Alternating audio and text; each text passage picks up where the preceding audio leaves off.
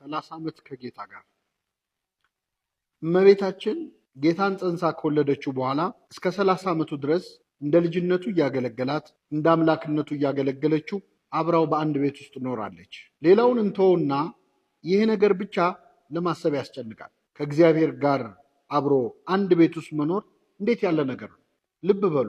ድንግል ማርያም ጠዋት ከእንቅልፏ ስትነቃ እንዴት አደርክ የምትለው ፈጣሪዋን ነበር። ማታ ስትተኛ ደህና ደሪ የሚላት አምላኳ ነበር። የማይተኛው ትጉህ እረኛ በተኛች ጊዜ ሕፃን ሆኖ ካጠገቧ ያደረ ከእመቤታችን በቀር ማን አለ? ኪሩቤልና ሱራፌል ቅዱስ ቅዱስ የሚሉትን አምላክ እንደ እናት ሹሩሩ ብላ ያስተኛችው እርሷ ነበረች። ምድርን በአበባ ልብስ የሚያስጌጠውን ጌታ በተኛበት ያለበሰችውም እርሷ ነበረች።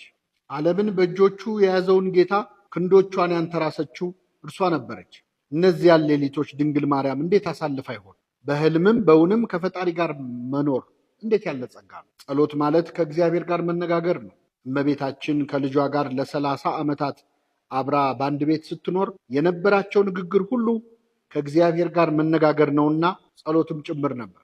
የጠዋትና ማታ ጸሎትሽ ከልጅሽ ጋር ማውራት የሆነልሽ፣ ልጅሽ የሚሰጥሽ መልስ የፈጣሪ መልስ የሆነልሽ እመቤቴ ሆይ ስለ አንቺ ክብር ማሰብ ምንኛ ያስጨንቃል። እስቲ ረጋ ብላችሁ አስቡ። እመቤታችንና ጌታችን በእነዚያ ሁሉ ዓመታት ምን ሊነጋገሩ ይችሉ ይሆን? ከእርሷ በቀር ማን ይነግረናል? ድንግል ሆይ አንቺ ካልነገርሽን ማን ይነግረናል? ለማዕድ ስትቀመጡ ምን ብሎ ጸልዮ ይሆን? እንደ ሐዋርያቱ ቆርሶ ሰጥቶሽ ይሆን? ውሃ እንዲጠጣ ሞልተሽ ስትሰጪው ውቅያኖስን እንዴት በውሃ እንደሞላ ነግሮሽ ይሆን? በእርግጥ በእነዚህ ዓመታት ክርስቶስ ለእናቱ ምን ሲነግራት ኖሮ ይሆን? ስለ የትኛው ምስጢር ሲገልጥላት ነበር? ገና የ12 ዓመት ልጅ ሳለ በኢየሩሳሌም ቤተ መቅደስ ያነጋገሩት የአይሁድ መምህራን በማስተዋሉና በመልሱ ሲገረሙ ነበር። እመቤታችን ከሕፃንነቱ ጀምሮ እስከ 30 ዓመቱ ድረስ አብራው ስትኖር በስንት ነገር ስትደነቅ ኖራ ይሆን? እንደ መንፈሳዊት እናትስ ድንግል ማርያም ለልጇ የትኛውን የመጽሐፍ ቅዱስ ታሪክ እየነገረች አሳድገው ይሆን? ሙሴ ስላያት ዕፀ ጳጦስ ታሪክ አልነገረችው ይሆን? ታሪኩን ሰምቶ ያቺ ዕፅ አንቺ ነሽ፣ እሳቱ ደግሞ እኔ ነኝ ብሏት ይሆን? ውሃ ስለፈለቀበትና እስራኤል ስለጠጡበት ዓለትስ ነግራው ይሆን?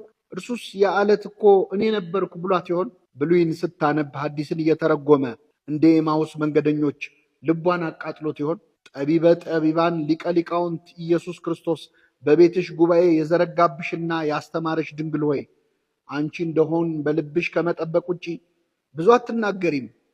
ሆኖም ልጅሽ ምን ምስጢር ነግሮሽ ይሆን? ኤልሳቤጥ እንኳን ዮሐንስን ጸንሳ ስለ ጽንሱ የምትለው ብዙ ነገር ነበራት። ፈጣሪ በአንቺ ዘንድ ያደረ ድንግል ሆይ አንቺስ ምን ትነግሪን ይሆን? የመለኮት እሳት በሆድሽ ባደረ ጊዜ ልብሱ